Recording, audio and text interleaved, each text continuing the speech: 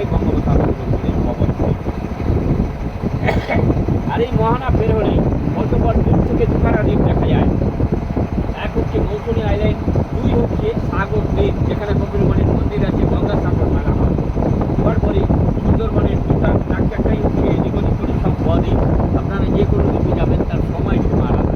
কীরকম, আপনি যেটি দিকে উঠলেন জম্বুদ্বীপ নামতে যায় না, জম্বুদ্বীপ দেখে মৌসুমীদ্বীপ নেমে ঘুরে আবার এই লঞ্চে করে যেটিতে আসবেন 5 ঘন্টার সময় যাবে। আপনি এখান থেকে সাগর দ্বীপ যাবেন, যেখানে কপিলমণির মন্দির আছে, গঙ্গাসাগর মেলা হয়, অবশ্যই যেতে পারবেন। এই যেটি থেকে উঠলেন জম্বুদ্বীপ দেখলেন, মৌসুমীদ্বীপ দেখলেন, যে সাগর দ্বীপ নেমে ঘুরে আবার এই লঞ্চে করে এই যেটিতে আসবেন 9 ঘন্টার সময় যাবে।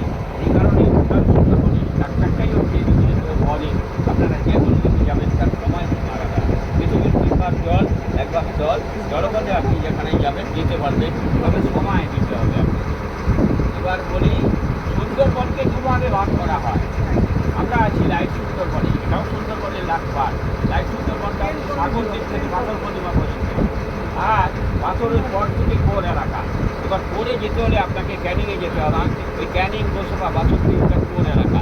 ওই কোরে গিয়ে আপনি ক্যানিংয়ে গেলে এরকম ছোটো বড়ো মাঝারি সব রকম লঞ্চ পাবেন। ওই লঞ্চে করে লঞ্চে থাকা, লঞ্চে খাওয়া, লঞ্চে ঘোরা, সমস্ত কিছু লঞ্চে ওরা প্যাকেজিং সিস্টেমে ঘোরায়। ওখান থেকে আপনি বৈখালি, ঝড়খালি, সন্ধ্যেখালি, নেত্রকোনা, কণিকার, কাটরা, ক্যানিং থেকে আপনি সমস্ত কিছু ঘুরতে পারবেন। সুন্দরবনের 4 ভাগের 3 ভাগ চলে গেছে বাংলাদেশে, 1 ভাগ আছে আমার পশ্চিম বাংলার দক্ষিণ চব্বিশ পরগনা। হ্যাঁ, এরপরে আমি এই দ্বীপগুলো যে দূর থেকে দেখা যায় দেখিয়ে দেবো আপনাদের। অটোমেটিকলি একটা দ্বীপ দেখা যাচ্ছে, এই যে উঁকি মারছে যে দ্বীপটা, এটাই হচ্ছে মৌসুমী আইল্যান্ড। এই মৌসুমী আইল্যান্ডটা হচ্ছে একটা পঞ্চায়েত, 18টা গ্রাম আছে, 50-60 হাজার লোকের বসবাস।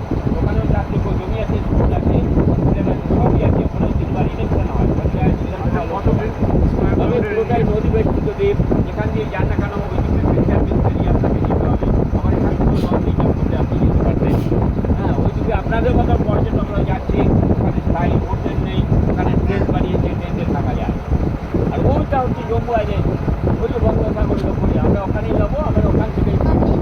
আর সাগর দ্বীপটা এখান থেকে দেখা যাচ্ছে না এই কারণেই, কারণ এই ওপরটাই 1.5 থেকে 3 ঘন্টা চালালে সাগর দ্বীপ যাওয়া যায় না। কাছাকাছি গিয়ে যদি সাগর দ্বীপ দেখা যায়,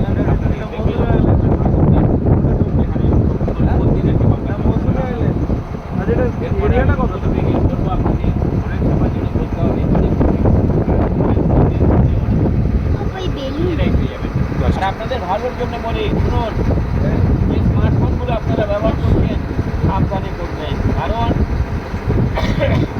আমার এই 20-25 বছরের অভিজ্ঞতা তো বলছে যে অসাবধানতাবশত অনেকে স্মার্টফোন এই বঙ্গোপসাগরে চলে গেছে, চলে গেলে তো পাবে।